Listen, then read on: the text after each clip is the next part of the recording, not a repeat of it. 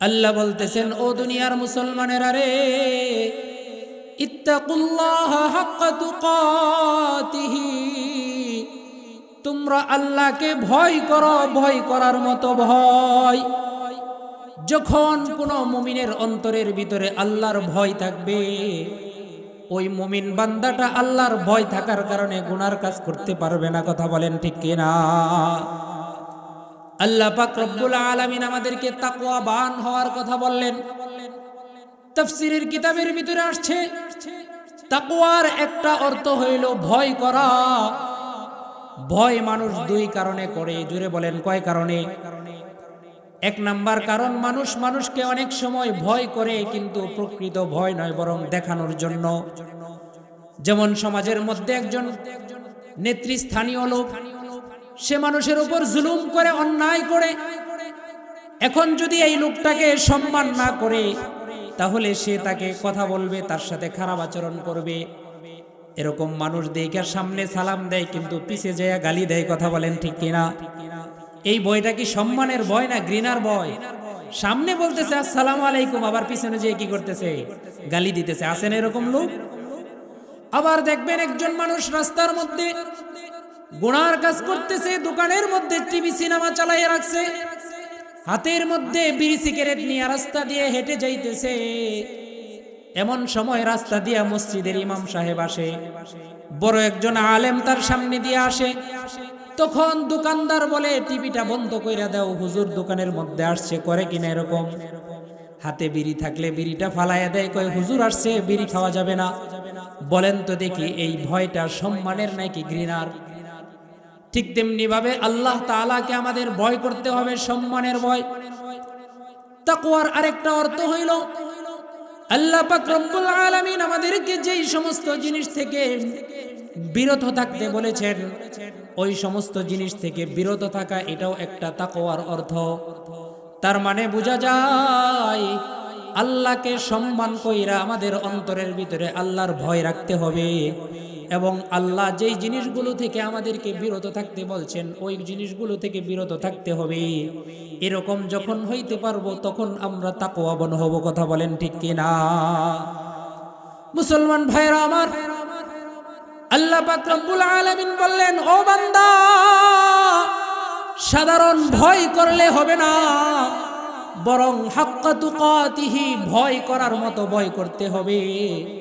আল্লাহর ভয় যদি পরিপূর্ণ থাকে, তুমি গুনার কাজ করতে পারবা না।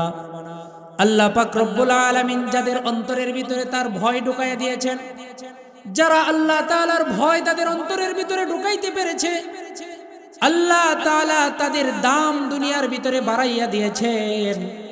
আল্লাহ তাআলা কোরআনের ভিতরে বলেন, ইন্না আকরামাকুম ইনদাল্লাহি আতকাকুম, ও দুনিয়ার মানুষেরা রে, ইন্না আকরামাকুম ইনদাল্লাহি আতকাকুম, তোমাদের মধ্যে যেই লোকটা বেশি তাকওয়াবান, তোমাদের ভিতরে যেই লোকটা বেশি পরহেজগার, যেই লোকটার অন্তরে আল্লাহর ভয় আছে, ওই লোকটা আল্লাহর কাছে দুনিয়ার মধ্যে সব থেকে দামি। চিল্লায়া কোন সুবহানাল্লাহ। যার অন্তরে আল্লাহর ভয় বেশি, ওই ব্যক্তিটা আল্লাহর কাছে সব থেকে দামি। উম্মতে মুহাম্মাদের ভিতরে সব থেকে দামি মানুষ ছিলেন হযরত আবু বকর সিদ্দিক রাদিয়াল্লাহু তাআলা আনহু। আবু বকরের পরে সব থেকে দামি মানুষ ছিলেন হযরতে ওমর। কেমন দাম আল্লাহর কাছে তাদের ছিল, কেমন তাকওয়া তারা অর্জন করেছিলেন। হযরতে আবু বকর সিদ্দিক রাদিয়াল্লাহু তাআলা আনহু খলিফাতুল মুসলিমিন অবস্থায় 3 দিন যায় হযরতে আবু বকরের বাড়ির মধ্যে খাবারের কোনো ব্যবস্থা নাই। 3 দিন পর্যন্ত অনাহারে আবু বকর দিন কাটায়। 3 দিন অনাহারে থাকার পর আবু বকরের এক গোলাম আবু বকরের কাছে একটু খাবার নিয়ে আসছে। আয়েশা বলতেছে, ও খলিফাতুল মুসলিমিন আবু বকর, শুনলাম 3 দিন ধরে আপনি অনাহারে আছেন, আপনার জন্য কিছু খাবার নিয়ে আসলাম। বলেন তো দেখি, একজন মানুষ যদি 3 দিন না খাইয়া থাকে, তার খিদার কি পরিমাণ? আমরা তো একদিন রোজা রাখার পরে জোহরের আজানের পর থেকে মনে হয় সন্ধ্যাবেলা যা আসবে সব খেয়ে ফেলবো, কথা বলেন ঠিক কিনা? সেখানে আবু বকর 3 দিন না খাওয়া অবস্থায় কোনো চিন্তা না কইরা হযরতে আবু বকর খাবারের এক লুকমা তার মুখের মধ্যে দিয়ে দেয়। খাবার এক লুকমা খাওয়ার পরে হযরতে আবু বকর মনে মনে চিন্তা করে, আমি যেই খাবারটা খাইলাম এটা হালাল খাবার নাকি হারাম খাবার যাচাই করলাম না। এবার হযরতে আবু বকর গোলামকে ডাক দিয়ে বলে, ও গোলাম, তুমি আমার জন্য যেই খাবারটা নিয়ে আসছো এটা হালাল না হারাম, কোথায় থেকে আনছো আমাকে একটু শোনাও। গোলাম ডাক দিয়ে বলে, ও আবু বকর, আমি জাহিলি জমানার সময় একজন লোককে জারফুক করেছিলাম। তখন ওই লোকটা জারফুক করার কারণে ভালো হয়ে গিয়েছিল, কিন্তু সে তখন আমাকে কোনো পারিশ্রমিক দিতে পারে নাই। কিন্তু গত রাত্রে তার বাড়ির ভিতরে খুব সুন্দর খাবারের আয়োজন করছে, সেই খাবার থেকে আমাকে কিছু খাবার দিছে, সেই খাবার থেকেই আপনার জন্য খাবার আমি হাদিয়া নিয়ে আসছি। এবার হযরতে আবু বকর মনে মনে চিন্তা করে, যেহেতু জাহিলি জামানায় সে জারফুক করেছে, অতএব সেটা আল্লাহর নামে করে নাই, বরং লাত এবং উজ্জার নামে করেছে। এটার যে বিনিময় সে গ্রহণ করেছে, এই বিনিময়টা কোনোদিন হালাল হইতে পারে না।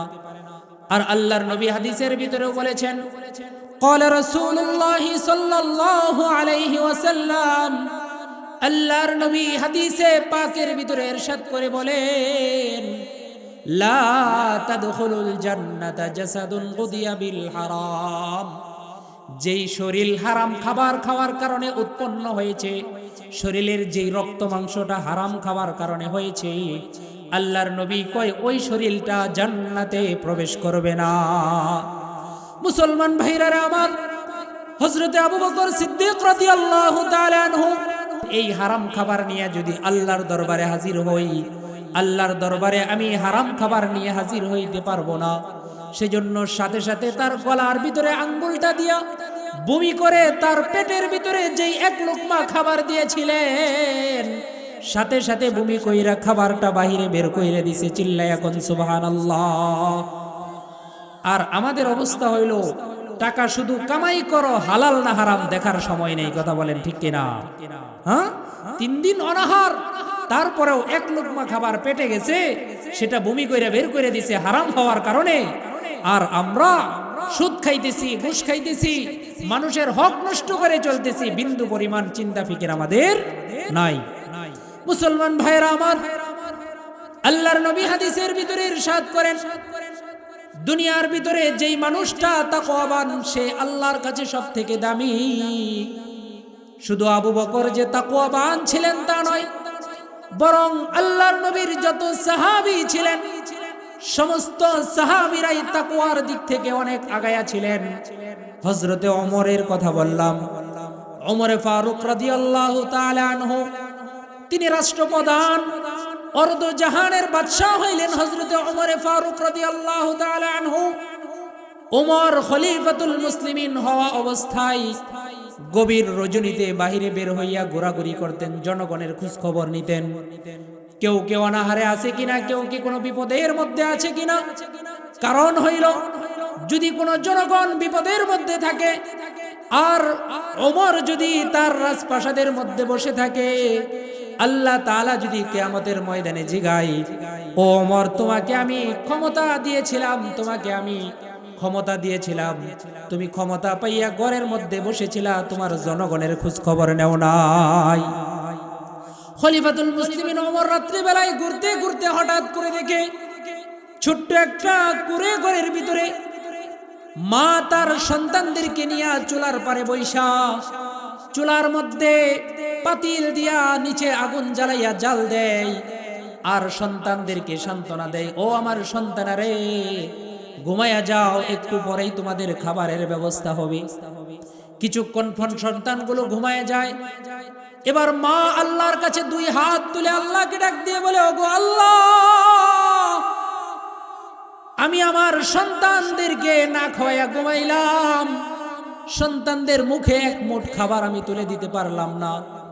শুনছি খলিফাতুল মুসলিমিন ওমর রাজপ্রাসাদে বসে আরামে ঘুমায় আর আমার সন্তানেরা না খাইয়া ঘুমায়। ওগো আল্লাহ, তুমি ওমরকে খলিফাতুল মুসলিমিন না বানাইয়া যদি এমন একজন মানুষকে খলিফা বানাইতা যেই মানুষটা জনগণের খোঁজখবর নেই, আল্লাহ আমি তোমার কাছে বিচার দিলাম, কিয়ামতের ময়দানে আমি এই ওমরের ব্যাপারে তোমার কাছে নালিশ করব। ঘরের পিছনে দাঁড়াইয়া দাঁড়াইয়া ওমর এই মহিলার কথা শুনে সাথে সাথে হযরত ওমর ফারুক রাদিয়াল্লাহু তাআলা আনহু বাইতুল মালে গিয়া বাইতুল মালের দায়িত্বশীলকে বলে, এক বস্তা আটা আমার মাথায় উঠাইয়া দাও। বাইতুল মালের কর্মচারী বলে, আপনি হইলেন খলিফা, আপনার মাথায় কেন আটার বস্তা উঠাবো, আমার মাথায় দেন। এবার খলিফাতুল মুসলিমিন বলে, কিয়ামতের ময়দানে আমি যদি আল্লাহর দরবারে হাজির হই, আল্লাহর দরবারে ধরা খাই, তুমি কি আমার যেই অপরাধ আছে অপরাধের বিচার তুমি গ্রহণ করতে রাজি আছো নাকি? এবার হযরতে ওমর ফারুক আটার বস্তাটা মাথায় নিয়ে মহিলার বাড়িতে চলে যায়। মহিলার বাড়ি গিয়ে ওমর ফারুক নিজ হাতে রুটি বানাইয়া মহিলাকে ডাক দিয়ে বলে, ও মা, তোমার সন্তানের জন্য আমি নিজ হাতে রুটি বানাইলাম, এক বস্তা আটা তোমার বাড়ির দিতে দিয়ে গেলাম, এই আটাগুলো যখন শেষ হবে আমি আবার আটার ব্যবস্থা করে দিব। এই কথা যখন মহিলাটা শুনছে, এবার মহিলা হাত তুইলা বলে, ওগো আল্লাহ, তুমি ওমরকে কেন খলিফা বানাইছো? এই যুবককে যদি খলিফা বানাইতা তাহলে একটা জনগণ না খাইয়া থাকতো না। চিল্লায়া কোন সুবহানাল্লাহ। সে জানে না এটাই হলো খলিফাতুল মুসলিমিন ওমর। পরের দিন সকালবেলা হযরতে ওমর ফারুক এই মহিলাকে ডাক দিছে রাজ দরবারে আসার জন্য। মহিলা ভয়ে থরথর করে কাঁপতেছে, চিন্তা করতেছে গত রাত্রে ওমরের ব্যাপারে বদদোয়া করছি, মনে হয় ওমর আমার বদদোয়া শুনে ফেলছে, আজকে আমার কোনো রক্ষা নাই। সন্তানদের কাছ থেকে শেষ বিদায় নিয়ে আসছে, ও আমার সন্তানেরা রে, শেষ দেখা তোমাদের মাকে দেখে দাও, আর হয়তো তোমাদের কাছে ফিরে আসবো না। ওমরের কাছে যখন এই মহিলাটা গেছে, এবার ওমর তার সিংহাসন থেকে নেমে এই মহিলার সামনে অপরাধীর মতো দাঁড়াইয়া বলতেছে, ও মা, গতকালকে ওমরের ব্যাপারে আল্লাহর কাছে যেই নালিশ করছো, তুমি আল্লাহর কাছে নালিশ না কইরা তোমার কি শাস্তি দেওয়া দরকার আমি ওমরকে দুনিয়ার মধ্যেই দিয়ে দাও, তারপরেও তুমি আল্লাহর কাছে নালিশ কইরো না। এটা ছিল তাদের তাকওয়া, এটা ছিল তাদের অন্তরে আল্লাহর ভয়। সেজন্য আমাদের অন্তরে যদি আল্লাহর ভয় ঢুকাইতে পারি তাহলে আমাদের দ্বারা অপরাধ করা সম্ভব হবে না। কথা বলেন ঠিক কিনা? তাকওয়া কিভাবে অর্জন হবে? আল্লাহর নবী হাদিসের ভিতরে বলেন, قال رسول الله صلى الله عليه وسلم التقوى ها هنا। আল্লাহর নবী বলে তাকওয়া হলো এই জায়গায় থাকে। ওয়া আশারা ইলা সাদরিহি থালাথা মাররাত। আল্লাহর নবী আঙ্গুল দিয়া তার সিনার ভিতরে লক্ষ্য করে দেখায়, তাকওয়া হলো অন্তরের জিনিস, তাকওয়া হলো ভিতরের জিনিস, এটা দেখানোর কোনো জিনিস নয়। আল্লাহর নবী বলেন, আলা ইন্না ফিল জাসাদি লামুদগাতুন ইযা সালুহাত সালুহাল জাসাদু কুল্লু ওয়া ইযা ফাসাদাত ফাসাদাল জাসাদু কুল্লু আলা ওয়া হিয়াল কলব। আল্লাহর নবী কয়, নিশ্চয়ই প্রত্যেকটা মানুষের ভিতরে আল্লাহ তাআলা একটা গোশতের টুকরা দিছে। জুড়ে বলেন কি দিছে? আল্লাহর নবী কয়, ইযা সালুহাত সালুহাল জাসাদু কুল্লু, যখন মানুষের এই গোশতের টুকরাটা সংশোধন হয়ে যাবে, যখন এই গোশতের টুকরাটা পরিশুদ্ধ হয়ে যাবে, নবী কয় সালুহাল জাসাদু কুল্লুহু, তার পুরা বডিটাই সংশোধন হয়ে যাবে। চিল্লায়া কোন সুবহানাল্লাহ। ওয়া ইযা ফাসাদাত ফাসাদাল জাসাদু কুল্লুহু, আর যখন এই গোশতের টুকরাটা নষ্ট হয়ে যাবে, নবী বলে সালুহাল জাসাদু কুল্লুহু, যখন গোশতের টুকরাটা নষ্ট হয়ে যাবে, ফাসাদাত ফাসাদাল জাসাদু কুল্লুহু, তার পুরা বডিটাই নষ্ট হয়ে যাবে। সর্বশেষ নবী বলতেছেন, আলা ওয়াহিয়াল কলব, তোমরা জেনে রাখো ওই গোশতের টুকরাটার নাম হইল কলব, আত্মা। আত্মা সংশোধন হইলে সব ঠিক, আত্মা যদি ঠিক না হয় কোনোটাই ঠিক নাই। সেজন্য আল্লাহর নবী আরেক জায়গায় বলেন, ইন্নাল্লাহা লা ইয়ানজুরু ইলা সুওয়ারিকুম ওয়া আমওয়ালিকুম ওয়ালাকিন ইয়ানজুরু ইলা কুলুবিকুম ওয়া আ'মালিকুম। নিশ্চয়ই আল্লাহ পাক রব্বুল আলামিন তোমাদের আকার আকৃতির দিকে তাকাই না, তোমাদের ধন সম্পদের দিকে আল্লাহ পাক রব্বুল আলামিন তাকাই না। ওয়ালাকি ইয়ানজুরু ইলা কুলুবিকুম ওয়া আমালিকুম, বরং আল্লাহ তাআলা তোমাদের অন্তর দেখে, আল্লাহ তাআলা তোমাদের আমল দেখে। তোমার আমল যদি ভালো হয়ে যায়, তোমার অন্তর যদি ভালো হয়ে যায়, তাহলে তোমার চেহারা কালো হোক তাহলে কোনো অসুবিধা নাই, তুমি দেখতে অসুন্দর হও কোনো অসুবিধা নাই, তোমার কলব ভালো হইলেই তুমি আল্লাহর কাছে দামি হবা। চিল্লাইয়া বলেন সুবহানাল্লাহ। তার জ্বলন্ত প্রমাণ হইল হযরতে আবু, আল্লাহর নবীর মসজিদের ভিতরে যিনি মুয়াজ্জিন ছিলেন, হযরতে বেলাল রাদিয়াল্লাহু তাআলা আনহু, তিনি দেখতে সুন্দর ছিলেন না, কিন্তু আল্লাহর কাছে হযরতে বেলাল কেমন দামি ছিলেন। আল্লাহর নবী কয়, আমি যখন মেরাজে গেলাম, জান্নাতের ভিতরে যখন হাঁটতেছিলাম, এমন সময় পিছনে কেমন যেন জুতার আওয়াজ পাই। আল্লাহর নবী জুতার আওয়াজ শুনে বুঝতে পেরেছেন এটা সাধারণ কারণ নয়, আমার মসজিদের মুয়াজ্জিন হযরতে বেলালের জুতার আওয়াজ। বলেন সুবহানাল্লাহ। আল্লাহর নবী বেলালকে আইসা বলে, ও বেলাল, তুমি এমন কি আমল করো? আমি মেরাজে গিয়ে জান্নাতে যখন হাঁটলাম, পিছনে তোমার জুতার আওয়াজ আমি শুনতে পাইলাম। হযরতে বেলাল বলে, ওগো নবীজি, আমি তেমন কোনো আমল করি না, যখন আমি মসজিদে প্রবেশ করি সাথে সাথে 2 রাকাত নামাজ আদায় করি। আল্লাহর নবী কয়, তোমার এই আমলের কারণে আল্লাহ তাআলা তোমার মর্যাদা এত বাড়াইয়া দিয়েছেন। মুসলমান ভাইরা আমার, আমি বলতেছিলাম আমাদের তাকওয়া অর্জন করতে হবে, আল্লাহর ভয় আমাদের ভিতরে ঢুকাইতে হবে। আমাদের আল্লাহর ভয় যদি থাকে, আপনার দ্বারা গুনার কাজ করা সম্ভব হবে না। আমার গুনাহ যদি বেশি হয়ে যায়, নেক আমল যদি আমার কমে যায়, এই অল্প নেক আমল আমাকে জান্নাতে প্রবেশ করাইতে পারবে না, বরং গুনাহটাই আমাকে জাহান্নামে নিয়ে যাবে। চিল্লায়ে বলেন নাউজুবিল্লাহ। মালিক ইবনে দিনার আল্লাহর একজন ওলি ছিলেন। মালিক ইবনে দিনার প্রাথমিক জমানায় তিনি নেক কাজ করতেন না, বরং গুনার কাজের মধ্যে লিপ্ত ছিলেন, মদ পান করতেন। মালিক ইবনে দিনার হঠাৎ করে তার মেয়ে, যে খুব দিনদার ছিল, তার এই কলিজার টুকরা মেয়ে মাঝে মাঝেই বাবাকে লক্ষ্য করে বলতো, ও বাবা, তুমি মদ পান করিও না, কারণ আল্লাহ তাআলা মদ পান করতে নিষেধ করেছেন। মদ পান করলে তুমি অপরাধী হয়ে যাবে, এটার জন্য তোমার জাহান্নামে যাইতে হবে। মাঝে মাঝে দেখবেন আমাদের অনেকেই সমাজের মধ্যে বিড়ি সিগারেট খায়, সন্তানেরা না করে, করে কিনা, বলে বাবা তুমি এটা কেন খাও? এই বিড়ি সিগারেট এটা এমন একটা জিনিস, খুব আশ্চর্য জিনিস। পৃথিবীর ভিতরে যত কোম্পানি আছে, সব কোম্পানিরাই তাদের পণ্যের সুনাম বলে যে এই জিনিস ব্যবহার করলে এই ফায়দা, এই জিনিস ব্যবহার করলে এই ফায়দা, এটা ব্যবহার করলে আপনার অমুক উপকার হবে। বদনাম কেউ করে না। কোন ঔষধের মধ্যে যদি লেখা থাকে এটা খাইলে আপনার রোগ বেড়ে যাওয়ার আশঙ্কা আছে, বলেন তো দেখি কেউ এটা কিনবে? 20টার একটা নাপার মধ্যে যদি লেখা থাকে যে এই ঔষধ খাইলে সাময়িক ক্ষতি হওয়ার সম্ভাবনা আছে, কেউ কিনবে? এটা কিনবে না। কিন্তু বিড়ি সিগারেট একমাত্র একটা জিনিস যেটার উপরে লেখা থাকে এটা খাইলে স্বাস্থ্যের জন্য ক্ষতিকর, এটা খাইলে ক্যান্সার হবে, এটা খাইলে ফুসফুস নষ্ট হবে, লেখা আছে কিনা? এই কোম্পানি এই জিনিসের বদনাম গায়, তারপরেও আমরা খাই। হ্যাঁ, বদনাম করতেছে, তারপরেও আমরা খাই। আল্লাহ তাআলা আমাদেরকে হেফাজত করুক, জোরে বলেন আমিন। বলতেছিলাম মালিক ইবনে দিনার, তিনি মদ পান করতেন, মেয়ে সব সময় তাকে বাধা দিতেন। হঠাৎ করে মালিক ইবনে দিনার একদিন ঘুমের মধ্যে স্বপ্নে দেখে কিয়ামত কায়েম হয়ে গিয়েছে। এমন সময় তার পিছন দিক থেকে বিশাল একটা সাপ তাকে ধাওয়া করতেছে। মালিক ইবনে দিনার সাপের আক্রমণ থেকে বাঁচার জন্য সামনের দিকে দৌড়ায়। রাস্তার পাশে একটা বৃদ্ধ লোক বসে আছে।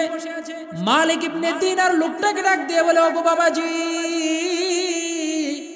আমি তো বিশাল বিপদের মধ্যে পড়েছি, তুমি আমাকে একটু এই বিপদ থেকে উদ্ধার করো।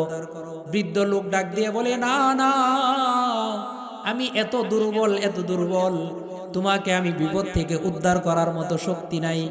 এবার তিনি সামনের দিকে আরো দৌড়ায়। কিছু দূর যাওয়ার পরে একটা ঘরের ভিতরে তিনি প্রবেশ করলেন। ঘরের ভিতরে ঢুকে দেখেন তার ওই মেয়েটা এই জায়গায় বসা।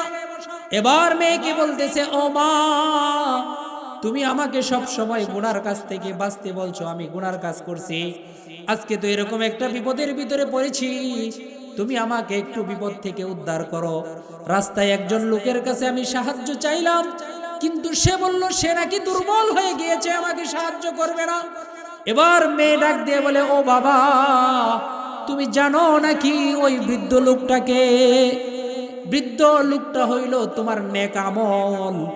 আল্লাহ তাআলা তোমার নেক আমলকে বৃদ্ধ লোকের আকৃতি দিয়ে তোমার সাথে দেখাইছে, তোমার সাথে সাক্ষাৎ করাইছে। বৃদ্ধ লোকটা যে বলল সে দুর্বল হয়ে গেছে, তোমার উপকার করতে পারবে না, তার মানে তোমার নেক আমল একেবারেই কমে কমে এত দুর্বল হয়েছে। এই অল্প নেক আমল তোমাকে কিয়ামতের ময়দানের বিপদ আপদ থেকে বাঁচাইতে পারবে না। নেক আমল যদি কমে যায়, অল্প নেক আমল আপনাকে জাহান্নাম থেকে বাঁচাইতে পারবে না। সেজন্য গুনাহকে কমাইতে হবে, নেক আমল বাড়াইতে হবে। তাকওয়া যদি আমরা অর্জন করি, এটার অনেক ফজিলত আছে। এক নম্বর ফজিলত তাকওয়ার, আল্লাহ পাক রব্বুল আলামিন বলেন, ওয়া মান ইয়াত্তাকিল্লাহা ইয়াজআল লাহু মাখরাজা। আল্লাহ তাআলা দুনিয়ার ভিতরে আমাদেরকে চলতে ফিরতে অনেক সময় দেখা যায় বিপদ আপদ দেয় কিনা বলেন? বান্দাকে আল্লাহ তাআলা বিপদ আপদ দেয় আল্লাহর কথা স্মরণ করার জন্য, বান্দাকে বিপদ আপদ দেয় বান্দাকে সতর্ক করে দেওয়ার জন্য। সেজন্য লক্ষ্য করে দেখবেন, যখন বিপদের মধ্যে পড়ে, যখন মারাত্মক অসুস্থের মধ্যে পড়ে, তখন মনে মনে নিয়াত করে আর নামাজ ছাড়বো না। কথা বলেন ঠিক কিনা? দেখবেন অসুস্থ হয়ে গেছে, অসুস্থ নিয়ে মসজিদে যায়, কয়েকদিন পরে আবার যখন ভালো হয়ে যায় তখন আবার যায় না। কথা ঠিক কিনা? এরকম অনেক দিন দেখছি। আমার মসজিদে একদিন একবার দেখি এক লোক লাঠি বর দিয়ে মসজিদে আসছে, এই চেয়ারে বসে নামাজ পড়ে। পরে জিজ্ঞাসা করলাম, বললো যে কিভাবে যেন অ্যাক্সিডেন্ট হইয়া ঠ্যাং ভেঙে গেছে, এই জন্য এই লাঠি বর দিয়ে মসজিদে আসছে। কিছুদিন পরে আর আসে না। তখন দেখি যে সে ভালো হয়ে গেছে, এখন আর কি করে না, আসে না। অসুস্থের সময় মসজিদে দৌড়ায়, সুস্থ হয়ে গেলে তখন আর মসজিদে দৌড়ায় না। আল্লাহ পাক রব্বুল আলামিন অসুস্থ দিয়া ও বান্দাকে সতর্ক করেন। আল্লাহ তাআলা বলেন, ও বান্দা, যখন তুমি কোনো বিপদের মধ্যে পড়বা, তখন যদি তুমি তাকওয়া অর্জন করো, আমি আল্লাহকে ভয় করো। আল্লাহ বলেন, ওয়া মান ইয়াত্তাকিল্লাহা ইয়াজআল লাহু মাখরাজা। যেই ব্যক্তিটা আল্লাহকে ভয় করবে, আল্লাহ পাক রব্বুল আলামিন তার বিপদ থেকে বাঁচার জন্য অনেক রাস্তা বের করে দিবেন। চিল্লায়া কোন সুবহানাল্লাহ। তাকওয়ার 2 নম্বর পুরস্কার হইল, আল্লাহ তাআলা বলেন, ওয়া ইয়ারযুকুহু মিন হাইতু লা ইয়াহতাসিব। দুনিয়ার ভিতরে মানুষগুলো রিজিকের জন্য পেরেশান। মানুষজন অপরাধ করে, চুরি করে, ডাকাতি করে, ছিনতাই করে, মানুষের উপর জুলুম করে। এর একমাত্র কারণ হইল টাকা পয়সা কামাই করা। কথা কোন ঠিক কিনা? মানুষের উপর জুলুম করে যাতে টাকা পয়সা কামাই করতে পারে। আল্লাহ কয়, না না ও বান্দা, তুমি অর্থ কামাই করার জন্য হারাম পথ বেছে নিও না, তুমি টাকা পয়সা উপার্জন করার জন্য হারাম পথ বেছে নিও না, বরং তুমি তাকওয়া অর্জন করো, আমি আল্লাহ তোমার রিজিকের ব্যবস্থা করিয়া দিব। আল্লাহ কয় সাধারণ কোন রিজিকের ব্যবস্থা নয়, ওয়ায়ারযুকুহু মিন হাইসু লা ইয়াহতাসিব। কিভাবে যে তার রিজিকের ব্যবস্থা হবে সে নিজেও কল্পনা করতে পারবে না। 3 নাম্বার, আল্লাহ পাক রব্বুল আলামিন বলেন, ইন্নাল্লাহা ইউহিব্বুল মুত্তাকিন। আল্লাহ তাআলা মুত্তাকিদেরকে মুহাব্বত করেন, পছন্দ করেন, ভালোবাসেন। আপনি যদি তাকওয়া অর্জন করেন, আল্লাহকে ভয় করেন, আল্লাহ তাআলা বলে, আল্লাহ তাআলা ওই বান্দাকে ভালোবাসে। আল্লাহর ভালোবাসা যদি আমরা পাই, তাহলে আরো কোনো চিন্তা আছে? হ্যাঁ, শুধু এই পর্যন্ত এখান্ত নয়। আল্লাহ তাআলা বলেন, আমি আল্লাহকে যারা ভয় করে, আমি আল্লাহ সদা সর্বদা তাদের সাথে আছি। এমপি সাহেব যদি একজনকে ডাক দিয়ে কয়, এই আব্দুল করিম, তোমার চিন্তার কোনো কারণ নাই, তোমার বিপদে আপদে আমি সব কিছু দেখব, বলেন তো দেখি ওই লোকটা দ্বিতীয় এমপি হয়ে যাবে কিনা? এলাকার ভিতরে তার সাথে কেউ পারবে না। সে অপরাধ করবে আর মনে মনে চিন্তা করবে, এমপি সাহেব আমাকে বলছে, আমার কোনো চিন্তা নাই। স্বয়ং আল্লাহ আমাকে আপনাকে বলতেছে, ও বান্দা, তুমি আমি আল্লাহকে ভয় করো, আমি আল্লাহ তোমার সাথে আছি। বলেন তো দেখি এর চেয়ে বড় আরো কোনো ফজিলত আছে কিনা? এর চেয়ে বড় আর কি চান? আল্লাহ বলতেছে তুমি আমাকে ভয় করো, আমি স্বয়ং আল্লাহ তোমার সাথে আছি। সেজন্য মুসলমান ভাইরা, যদি কোনো অপরাধ আমাদের দ্বারা হয়ে যায়, যদি কোনো গুনাহ আমাদের দ্বারা হয়ে যায়, তখন আমাদের করণীয় হইল সাথে সাথে আল্লাহর কাছে তওবা করা। আল্লাহর কাছে তওবা করলে, ইস্তিগফার করলে, আল্লাহর কাছে গুনাহ থেকে মাফ চাইলে আল্লাহ তাআলা বান্দার প্রতি খুশি হন। আল্লাহর নবী হাদিসের ভিতরে বলেন, কুল্লু বানি আদম খাত্তাউন ওয়া খায়রুল খাত্তাইনা আত-তাওয়াবুন। দুনিয়ার সমস্ত বনি আদম গুনাহকারী, অপরাধকারী, কিন্তু এই অপরাধীদের মধ্যে যেই ব্যক্তিটা আমি আল্লাহর কাছে তওবা করে, যেই অপরাধী আমি আল্লাহর কাছে ক্ষমা প্রার্থনা করি, আল্লাহ তাআলা বলেন, নবীজি হাদিসের ভিতরে বলেন, ওই অপরাধী ব্যক্তিটাই আমি আল্লাহর কাছে সবথেকে প্রিয়। আরেক হাদিসের ভিতরে আল্লাহর নবী বলেন, ক্বালা রাসূলুল্লাহ সাল্লাল্লাহু আলাইহি ওয়াসাল্লাম, আত-তাইবু মিনাজ যামবি কামান লা যামবা লা। যেই বান্দা অপরাধ করার পরে সাথে সাথে তওবা করে, আল্লাহর নবী বলতেছেন, কামান লা যামবা লাহু, মায়ের গর্ভ থেকে সন্তান জন্মগ্রহণ করলে যেমন ওই সন্তানের কোনো গুনাহ থাকে না, আল্লাহ তাআলা বেগুনাহ মাসুম সন্তান বানায়া দেন।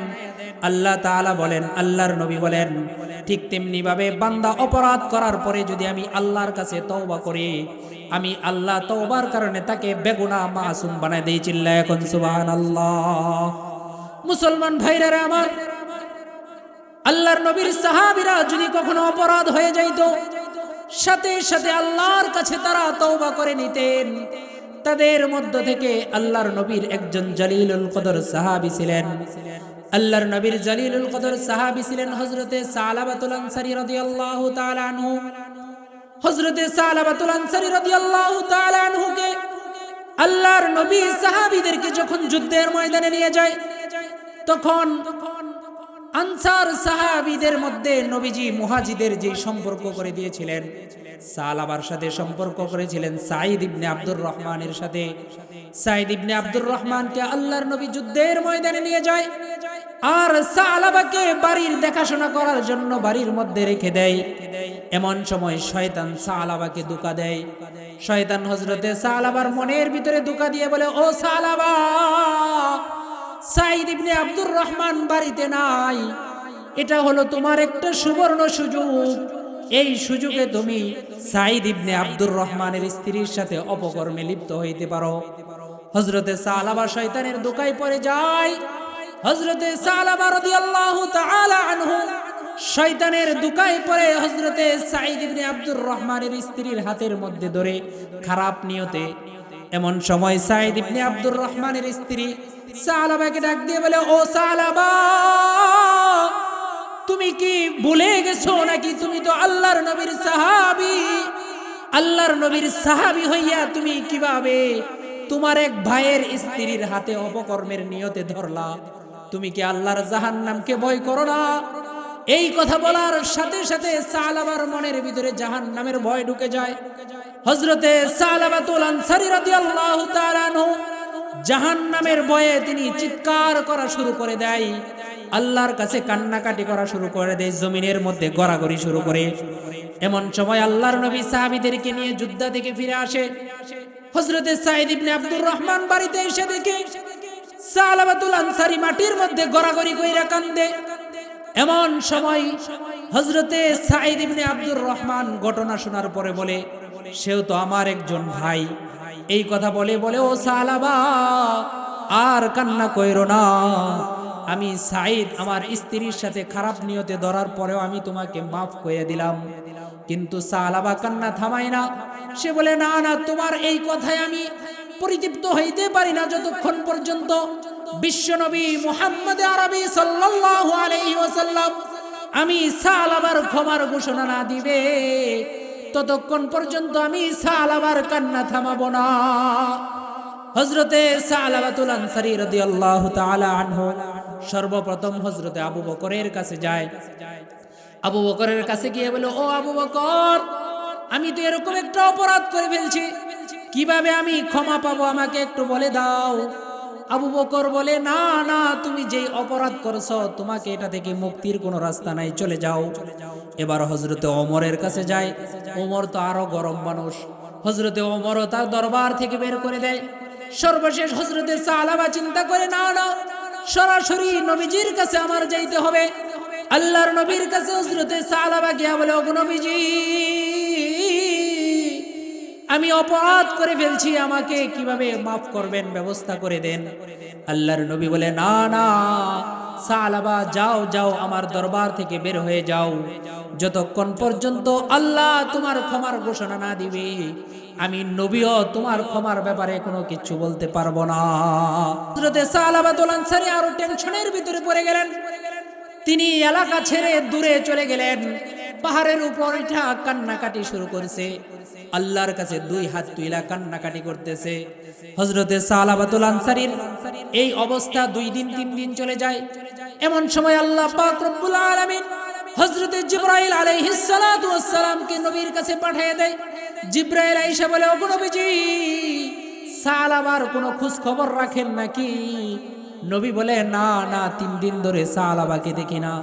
হযরতে জিবরাইল ডাক দিয়ে বলে, সালাবা এত অধিক পরিমাণে কান্না করতেছে, আল্লাহ পাক রব্বুল আলামিন তার তওবাকে কবুল করেছে, তার তওবাকে কবুল কইরা তার অপরাধ মাফ করে দিয়েছেন।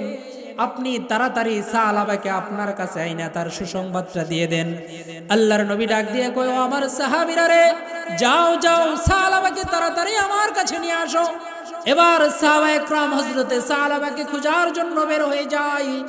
সাহাবায়ে একরাম খুঁজে সালাবাকে আর কোথাও পায় না।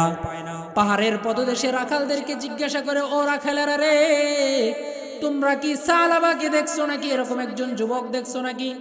রাখালেরা কয়, না না, দেখি নাই, কিন্তু রাত্র যখন গভীর হয় পাহাড়ের চূড়া থেকে আমরা হাউমাউ করে চিৎকারের আওয়াজ শুনতে পাই। প্রতিদিন রাত্রেবেলায় আমরা গভীর রজনীতে আওয়াজ শুনতে পাই, একজন লোক কেমন যেন কান্না করে বলে, ওগো আল্লাহ, আমি অপরাধ করার পরে আবু বকরের কাছে গেলাম, আবু বকর আমাকে তার দরবার থেকে বের করে দিল। ওমরের কাছে গেলাম, ওমর তার দরবার থেকে বের করে দিল। সর্বশেষ দয়াল নবী, মায়ার নবী রাহমাতুল লিল আলামিনের কাছে গেলাম, রাহমাতুল লিল আলামিন তার দরবার থেকে বের করে দিছে। ওগো আল্লাহ, তুমি যদি আমাকে মাফ না করো, দুনিয়ার কোনো মানুষ আমাকে মাফ করতে পারবে না। মুসলমান ভাইরা আমার, এই কথা শোনার পর তারা বুঝতে পেরেছে এটাই হয়তো সালাবা হবে। হযরতে সালাবাকে সেখান থেকে আল্লাহর নবীর কাছে নিয়ে আসে। যখন নিয়ে আসে তখন আল্লাহর নবী ফজরের নামাজ পড়তেছিলেন। আল্লাহর নবীর ফজরের নামাজের ভিতরে সাহাবায়ে একরাম শরীক হয়ে যায়। আল্লাহর নবী নামাজের মধ্যে যখন কোরআনের আয়াত তেলাওয়াত করে, আলহাকুমুত তাকাসুর, এই আয়াত শোনার সাথে সাথেই সালাবা চিৎকার দিয়ে ওঠে নামাজের ভিতরে। আল্লাহর নবী যখন পড়ে, হাত্তা যুরতুমুল মাকাবির, যতক্ষণ পর্যন্ত না তোমরা কবর পর্যন্ত পৌঁছবে, এই কথা বলার সাথে সাথে হযরতে সালাবা চিৎকার দিয়ে তার দাঁড়ানো থেকে জমিনের মধ্যে পড়ে যায়। আল্লাহর নবী নামাজ শেষ করার পরে সালাবার কাছে আসে, সাহাবায়ে কেরামকে দেখে, সালাবার মাথায় পানি দাও। আল্লাহর নবী সালাবার কাছে আইসা দেখে, নাই নাই, সালাবা আর দুনিয়ায় নাই, দুনিয়া থেকে বিদায় হয়ে গেছে। আল্লাহর নবী সাহাবীদেরকে বলে, ও সাহাবীরা রে, সালাবার জানাজার ব্যবস্থা করো, দাফন কাফনের ব্যবস্থা করো। জানাজার নামাজ স্বয়ং আল্লাহর নবী পড়াইছে, চিল্লায়া কোন সুবহানাল্লাহ। জানাজার নামাজ পড়ার পরে আল্লাহর নবী যখন এই লাশকে কবরের দিকে নিয়ে যায়, এমন সময় আল্লাহর নবী হাঁটার ভঙ্গিটা ভিন্ন রকম ছিল। স্বাভাবিকভাবে মানুষ পাকে জমিনের মধ্যে এভাবে রাখে, হযরতে সালাবাতুল আনসারী তার পায়ের, হযরতে সালাবাতুল আনসারীর জানাজার মধ্যে আল্লাহর নবী পায়ের অগ্রভাগ দিয়ে আঙ্গুল দিয়ে এরকম ভাবে ভর করে হেঁটে যায়। সাহাবায়ে একরাম নবীকে ডাক দিয়ে বলে, ওগো নবী, আপনি আজকে সালাবার লাশকে নেওয়ার সময় পায়ের আঙ্গুল দিয়ে কেন হাঁটলেন? আল্লাহর নবী ডাক দিয়ে কয়, ও সাহাবীরা রে, জানো নাকি সালাবার তাওবাকে আল্লাহ কেমন ভাবে কবুল করছে? আল্লাহ তাআলা তার তাওবাকে কবুল কইরা স্বয়ং জিবরাইলকে আমি নবীর কাছে পাঠাইয়া তার ক্ষমার ঘোষণা দিছে, চিল্লায়া কোন সুবহানাল্লাহ। শুধু এই পর্যন্তই ক্ষান্ত নয়, হযরতে সালাবার জানাজার পড়ার জন্য আল্লাহ তাআলা আসমান থেকে এত অধিক পরিমাণের ফেরেশতা পাঠাইছে। এই ফেরেশতাদের ভিড়ের কারণে আমি নবী আমার পাউকে জমিনের মধ্যে ফালাইতে পারতেছি না। কেমন ভাবে আল্লাহ তওবা কবুল করছে, ফেরেশতারা তার জানাজায় শরীক হয়েছে, স্বয়ং নবী কয় বীরের কারণে আমি আমার পাউকে জমিনের মধ্যে ফালাইতে পারতেছি না। সেজন্য মুসলমান ভাইরা, গুনাহ হবে এটাই স্বাভাবিক, বান্দাদের দ্বারা গুনাহ হবে এটাই স্বাভাবিক। কুল্লু বনি আদম খাত্তাউন, সমস্ত বনি আদম গুনাহকারী, সমস্ত বনি আদম অপরাধকারী, গুনাহ হবে স্বাভাবিক। কিন্তু গুনাহ হওয়ার পরে আমাদের করণীয় কি বলেন দেখি? গুনাহ হওয়ার পরে কি করতে হবে? তওবা করতে হবে, ইস্তেগফার করতে হবে। আল্লাহর নবী হাদিসের ভিতরে বলেন, ওয়াল্লাহি ইন্নী লা আস্তাগফিরুল্লাহ কুল্লা ইয়াউমিন 70 মাররাতান ওয়া আতুবু ইলাই। আল্লাহর কসম খেয়ে বলি, আমি নবী দৈনিক আল্লাহর কাছে 70 বার ইস্তেগফার পড়ি। যেই নবীর জিন্দেগিতে কোনো গুনাহ ছিল না, যেই নবীর জিন্দেগিতে কোনো পাপ ছিল না, যেই নবীর আগের পরের সব আল্লাহ মাফ করে দিয়েছেন, সেই নবী যদি দৈনিক 100 বার, কোন হাদিসের ভিতরে আসছে, এই হাদিসের ভিতরে নবী বলছেন 70 বার পর্যন্ত আল্লাহর কাছে ইস্তেগফার পড়ে। আর আমাদের তো কোনো গুনাহ নাই, কথা বলেন ঠিক কিনা? আমাদের গুনাহ নাই নাকি? আমাদের গুনাহ আছে, কিন্তু আমরা কয়বার ইস্তেগফার পড়ি? হ্যাঁ, নবীর গুনাহ নাই, নবী 100 বার 70 বার আরো বেশি পড়ে। আর আমাদের জিন্দেগিটা গুনাহে ভরপুর, আমরা একবারও কি করি না, ইস্তেগফার পড়ি না। বলেন তো দেখি বুকে হাত দিয়া, যেই মানুষটা নামাজ পড়ে না, যেই মানুষটা মসজিদে যায় না, সে সারাদিন একবারের জন্য কি আস্তাগফিরুল্লাহ বলে? বলে না। অথচ তার গুনাহ বেশি, নামাজ পড়তেছে না, সে একবারও ইস্তেগফার পড়তেছে না। অথচ আমাদের দ্বারা দৈনিক অসংখ্য অগণিত গুনাহ হয়ে যাচ্ছে। আল্লাহর নবী যদি 100 বার 70 বার ইস্তেগফার পড়ে, আমাদের আরো বেশি পড়তে হবে না? সেজন্য আমি আজকে আপনাদেরকে একটা আমল বলে যাই, প্রতিদিন ঘুমানোর আগে কমপক্ষে 100 বার আস্তাগফিরুল্লাহ পড়বেন। পারবেন তো ইনশাআল্লাহ? কয়বার বলছি? 100 বার, কমপক্ষে 100 বার, বেশি সময় লাগবে না। আস্তাগফিরুল্লাহ, আস্তাগফিরুল্লাহ, আস্তাগফিরুল্লাহ মনে মনে চিন্তা করবেন, সারাদিন আমার দ্বারা যে অপরাধগুলো হয়ে গেছে, এই অপরাধগুলো যেন আল্লাহ তাআলা মাফ করে দেয়। পারবেন তো ইনশাআল্লাহ? মুসলমান ভাইরা আমার, যদি কোনো মানুষ বেশি বেশি ইস্তেগফার পাঠ করে, আল্লাহ তাআলা তার জন্য অনেক ফজিলত রেখেছেন। তার মধ্যে অন্যতম একটা ফজিলত হইল, কোন মানুষ যদি বেশি বেশি ইস্তেগফার পাঠ করে, আল্লাহ তাআলা তাকে মুস্তাজাবুদ দাওয়াত বানায় দেয়। মুস্তাজাবুদ দাওয়াত বলা হয় ওই ব্যক্তিটাকে, যেই ব্যক্তি দোয়া করতে দেরি হবে কিন্তু আল্লাহর দরবারে দোয়া কবুল হইতে দেরি হবে না। চিল্লায়া কোন সুবহানাল্লাহ। দোয়া করতে দেরি, দোয়া কবুল হইতে দেরি নাই। আমরা অনেক সময় দেখবেন, একজন হঠাৎ কিছুদিন নামাজ পড়তেছে, এরপরে পড়ে না, চাষ্টলে বসে বসে আলাপ করে, মেলা দোয়া করছি কবুল হয় না, এই জন্য নামাজ বাদ দিছি। কয় কিনা এরকম কিছু মানুষে, অনেক দোয়া করছি কবুল হয় না। কেমনে হবে? তুমি গুনাহ করতেছো, সারাদিন সারাদিন হারাম খাইতেছো, এই হারাম খাবার খাইয়া এই গুনার বোঝা নিয়া কেমনে কবুল হবে? হারাম ছাড়তে হবে, খাঁটি নিয়তে তওবা করতে হবে। তওবা কবুল হওয়ার 3টা শর্ত। জোরে বলেন, কয়টা শর্ত? 3টা শর্ত। 1 নাম্বার, যে অপরাধ আমি করি এটা আর জিন্দেগিতে করব না, এটার ব্যাপারে প্রতিজ্ঞাবদ্ধ হইতে হবে। 2 নাম্বার, যে অপরাধ করে এটার জন্য আল্লাহর কাছে লজ্জিত হইতে হবে, নিজেকে ছোট মনে করে আল্লাহর কাছে কায়মনো বাক্যে তওবা ইস্তেগফার করতে হবে। এবং পিছনে যেটা করছে এটা একেবারেই ছেড়ে দিতে হবে। পিছনেরটা ছেড়ে দিতে হবে, সামনে করব না সেই চিন্তাও করতে হবে, এবং আল্লাহর কাছে নিজেকে ছোট মনে করতে হবে। এখন আমাদের তো অবস্থা হইলো এরকম, মসজিদে নামাজ পড়ে হাত তুলে আল্লাহর কাছে দোয়া করি, আল্লাহ যা গুনাহ করছি সব মাফ করে দাও। আবার দোকানে এসে ফোন দিয়ে, এই তোর তো এই মাসের কিস্তিটা দেওয়ার বাদ রইছে, দিলি না তো? হ্যাঁ, অমুকের কাছে এই মাসের সুদের টাকাটা দেওয়ার বাদ রইছে, দোকানে এসে আবার ফোন দিতেছি। বলেন তো দেখি, সুদের গুনাহ মাফ হবে? কারণ আপনি মাত্র বলে আসলেন গুনাহ মাফ করো, একটু পরেই বাইরে আবার সুদের টাকার টাকাটা দিতেছেন, তার মানে আপনি এই গুনাহ ছাড়তে রাজি না। যদি গুনাহ ছাড়তে রাজি না থাকেন, তাহলে ওই তওবা সারা জীবন করলেও কি হবে না? মাফ হবে না। তাহলে তওবা কবুল হওয়ার কয়টা শর্ত বলছি?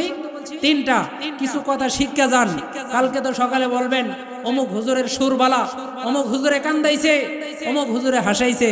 যদি কয় কোন হুজুরে কি বলছে বলো দেখি, এইটা তো মনে নাই। আমাদের ওয়াজ শোনার অবস্থা এরকম, সব মনে থাকে কিন্তু কি ওয়াজ করছে এটা কি থাকে না? মনে থাকে না। সেজন্য তিনটা শর্ত বলছি। কয়টা? তিনটা। এক নাম্বার, পিছনের গুনাহ ছেড়ে দিতে হবে। দুই নাম্বার, আল্লাহর কাছে নিজেকে লজ্জিত হতে হবে। তিন নাম্বার, ভবিষ্যতে এই গুনাহকে পরিত্যাগ করতে হবে।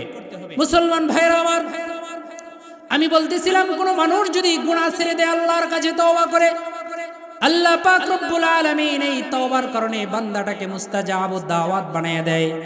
মুস্তাজাবুদ দাওয়াত বলা হয় ওই ব্যক্তিকে, যেই ব্যক্তিটা আল্লাহর কাছে দোয়া করতে দেরি হয় কিন্তু আল্লাহর কাছে দোয়া কবুল হইতে দেরি হয় না। যুগশ্রেষ্ঠ একজন আলেম ছিলেন আহমদ ইবনে হাম্বল রাহমাতুল্লাহি আলাইহি। ইমামে আহমদ ইবনে হাম্বল একজন বড় হাদিস বিশারদ ছিলেন। তিনি হাদিস সংগ্রহ করার জন্য বিভিন্ন এলাকায় ঘোরাঘুরি করতেন। ইমামে আহমদ ইবনে হাম্বল একদিন রাত্রি বেলায়, তার সফরের মধ্যে রাত্র হয়ে গেছে, তিনি রাত্রি বেলায় এশারের নামাজ পড়ে মসজিদের মধ্যে থাকার নিয়ত করলেন। কিন্তু মসজিদের মুয়াজ্জিন যেহেতু তাকে চিনে না, তিনি যুগশ্রেষ্ঠ আলেম আহমদ ইবনে হাম্বল, তাকে মসজিদ থেকে বের করে দেয়, বলে না না, আপনাকে মসজিদে থাকার সুযোগ দেওয়া যাবে না। এবার ইমামে আহমদ ইবনে হাম্বল মসজিদ থেকে বের হয়ে যায়। তিনি আস্তে আস্তে পাশে একটা বাজারের ভিতরে চলে যায়। বাজারে গিয়ে দেখে বাজারের এক কোণায় একজন রুটিওয়ালা ব্যক্তি চুলার মধ্যে রুটি জ্বালায়, চুলার মধ্যে রুটি বানাইতেছে। ইমামে আহমদ ইবনে হাম্বল রুটিওয়ালার কাছে গিয়ে বলে, ও ভাই, তোমার চুলার পাশে বসে আজকের রাত্রটা কাটাইতে চাই, থাকতে দিবা নাকি? লোকটা বলতেছে, আপনি আমার চুলার পাশে বসবেন, এ তো আমার কোনো অসুবিধা নাই। এবার ইমাম আহমদ ইবনে হাম্বল চুলার পাশে বসে কিতাব খুইলা কিতাব মুতালা শুরু করছে। এমন সময় তিনি একটা আশ্চর্য ঘটনা দেখলেন। তিনি লক্ষ্য করে দেখে এই রুটিওয়ালা ব্যক্তিটা যখন খামির তৈরি করে তার জবান দিয়ে বলে আস্তাগফিরুল্লাহ, আবার যখন রুটি বানায় তখন সে বলে আস্তাগফিরুল্লাহ, আবার যখন চুলার উপরে রুটি দেয় তখনও বলে আস্তাগফিরুল্লাহ, আবার যখন রুটি বিক্রি করে তখনও সে বলে আস্তাগফিরুল্লাহ। এই দৃশ্য দেখে ইমামে আহমদ ইবনে হাম্বল বলে, কি ব্যাপার, আপনাকে শুধু ইস্তেগফার করতে দেখি, কারণটা কি বুঝলাম না। লোকটা বলে, আমি এই ছোট্ট আমল করার কারণে আল্লাহ পাক রব্বুল আলামিন আমাকে মুস্তাজাবুদ দাওয়াত বানায় দিয়েছেন। চিল্লায় কোন সুবহানাল্লাহ। ইমাম আহমদ ইবনে হাম্বল কয়, হাল আনতা মুস্তাজাবুদ দাওয়াত, তার মানে তুমি যা দোয়া করো সব কবুল হয়ে যায়? সে বলে, হ্যাঁ, আমি যা দোয়া করি সব কবুল হয়। এবার আহমদ ইবনে হাম্বল বলে, তার মানে তোমার জিন্দেগীর সব দোয়া কবুল? কিন্তু লোকটা বলে, না না, আমার জিন্দেগিতে এরকম একটা দোয়া আছে যেই দোয়াটা আল্লাহ পাক রব্বুল আলামিন এখনো পর্যন্ত কবুল করে নাই। এই কথা শুনে আশ্চর্য হয়ে আহমদ ইবনে হাম্বল বলে, কি এমন জটিল দোয়া যেটা আল্লাহ তাআলা এখনো কবুল করে নাই? এবার রুটিওয়ালা ব্যক্তিটা ডাক দিয়ে বলে, আমার মনের একটা তামান্না, সব সময় আমি আল্লাহর কাছে দোয়া করি। আমি শুনেছি এই জমানার সবথেকে বড় আলেম হইল আহমদ ইবনে হাম্বল। আমার মনের ইচ্ছা হইল মৃত্যুর আগে একবারের জন্য হইল যেন আহমদ ইবনে হাম্বলের সাথে দেখা হয়। চিল্লায় কোন সুবহানাল্লাহ। ইমামে আহমদ ইবনে হাম্বল ডাক দিয়ে বলে, ও রুটিওয়ালা ভাই, তোমার চিন্তার কোনো কারণ নাই, আল্লাহ তাআলা তোমার এই দোয়াটাকেও কবুল করে ফেলছেন। এবার আহমদ ইবনে হাম্বল লোকটাকে জড়ায়ে ধইরা কপালের ভিতরে চুমু খায়। বলেন তো দেখি, এত বড় ফজিলত কি জন্য পাইছে? গুনাহ করার পরে বেশি বেশি ইস্তেগফার করছে, তার আমলই ছিল শুধু ইস্তেগফার পাঠ করা। সেজন্য আল্লাহ তাআলা সাধারণ একজন রুটিওয়ালাকে এমন মর্যাদা দিছে যে দোয়া করার সাথে সাথে আল্লাহ তাআলা তার দোয়াকে কবুল করে নেয়। বলেন তো দেখি, আমরা যদি ইস্তেগফার করি আল্লাহ আমাদের গুনাহ মাফ করবে না? হ্যাঁ, অবশ্যই করবে, কিন্তু আমরা তো চাইতে জানি না। আল্লাহ বলছেন, অভাবে পড়ছো আমার কাছে চাও, বিপদের মধ্যে পড়ছো আমি আল্লাহর কাছে চাও। আমরা আল্লাহর কাছে চাই না, আমরা করি কি জানেন? ওই অভাবে পড়লে দৌড় দেই, কোন জায়গা থেকে সুদের টাকা আনুন যাব। হ্যাঁ, কয়দিন 2 রাকাত নামাজ পড়া চোখের পানি চাইরা আল্লাহর কাছে কাঁদছেন? কয়দিন আপনি উপবাস ছিলেন যে আমার অভাব, আল্লাহ তাআলা রিজিকের ফয়সালা করবে, আমি সুদের টাকায় যাব না? করছি আমরা? করি নাই। আল্লাহর কাছে না চাইলে পাবো কই থেকে? সেজন্য সবার প্রতি উদারতা আহ্বান। 2টা কথা আজকের পুরো আলোচনায়। 1 নাম্বার, তাকওয়া অর্জন করতে হবে, আল্লাহর ভয় আমাদের ভিতরে আনতে হবে। 2 নাম্বার, গুনাহ হয়ে গেলে সাথে সাথে ইস্তেগফার পড়তে হবে। একটা আমল বলছি, প্রতিদিন রাত্রে ঘুমানোর আগে 100 বার ইস্তেগফার করবেন। পারবো তো ইনশাআল্লাহ? আল্লাহ তাআলা আমাদের